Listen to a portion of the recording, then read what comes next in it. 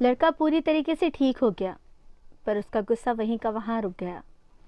लड़की की कोई बात उसे अच्छी नहीं लगती, वो हमेशा उसे बुरा भला कहता और लड़की चुपचाप ये चीज़ को सुन लेती, क्योंकि वो तो मोहब्बत की मारी थी। इतनी ज़्यादा उससे मोहब्बत हो गई थी कि उसके बगैर रहने के बारे में सोच भी नहीं सकती थी।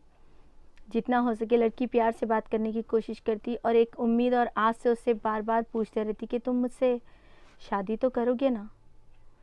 हाँ, लड़का कहता कि हाँ, मैं तुझसे ही शादी करूँगा। लड़की के लिए रिश्ते आना शुरू हो गए तो लड़का उसके जीजा जी को कॉल करके कहता है कि मत देखो उसके लिए रिश्ते, मैं करूँगा उससे शादी। इतना कॉन्फिडेंट वो दिखाता है, वो कुरान की कसम खाता है, वो अपनी अम्मी की कसम खाता है, कहता है कि मैं तुमसे ही शादी करूँगा, मैं किसी और से नहीं करूँगा। इन बातों से लड़की को उम्मीद बन जाती है उस लड़के से कि हाँ, चाहे कितना भी गुस्सा करे मेरा है, चाहे कितना भी वो चिल्लाए वो मुझ पे ही तो चिल्ला रहा है।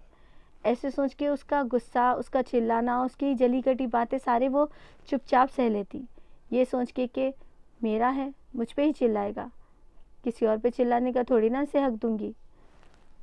और ऐसे ही लोग का चलते तो रहा, लेकिन वो लड़के का गुस्सा उसका चिड़चिड़ापन बन गया।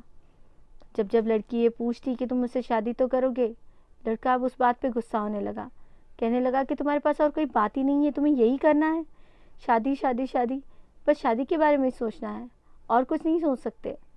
दोनों की लड़ाइयाँ बढ़ने लगी, इतनी ज़्यादा लड़ाइयाँ बढ़ने लगी कि दोनों के कॉल्स बंद हो गए, बहुत कम दोनों की बातचीत होती।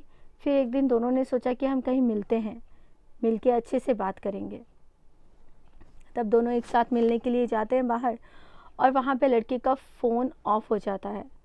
उसे कुछ अर्जेंट मैसेज करना था, इसलिए वो लड़की के फ़ोन में अपना इंस्टाग्राम आईडी खोलता है और उसे लॉग आउट करना भूल जाता है। लड़की को भी पता नहीं होता। लड़की जब घर आती है तो देखती है कि उसे मैसेजेस आ रहे हैं, तो वो ओपन करके देखती है, अरे ये तो लड़के की आईडी है, ये लॉग आउट करना भूल गया। लड़की लॉग आउट करने की कोशिश तो करती है, फिर सोचती है कि क्यों ना एक बार देखो ये किस किस से चैट करता है। थोड़ी इनसिक्योरिटी हर लड़की को होती है, और वो जाके जब उस मैसेजेस को चेक करती है तो वहाँ पे बहुत सारी लड़कियों के मैसेजेस थे, और उनमें से किसी एक लड़की का कुछ पर्सनल मैसेजेस थे जिसे पढ़ के इसे बहुत बुरा लगा।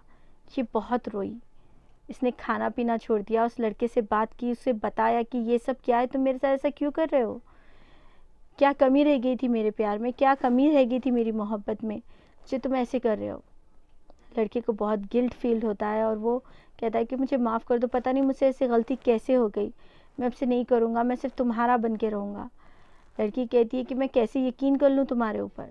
फिर लड़का उसके दोस्त से बात करवाता है, उसका दोस्त उससे बात करके कहता है कि मैं गारंटी लेता हूँ उसकी, नहीं करेगा, ये तो सिर्फ तुमसे मोहब्बत करता है और किसी से नहीं करता। हाँ, थोड़ी देर के लिए बहक गया था होगा, लेकिन अभी नहीं करेगा ऐसा।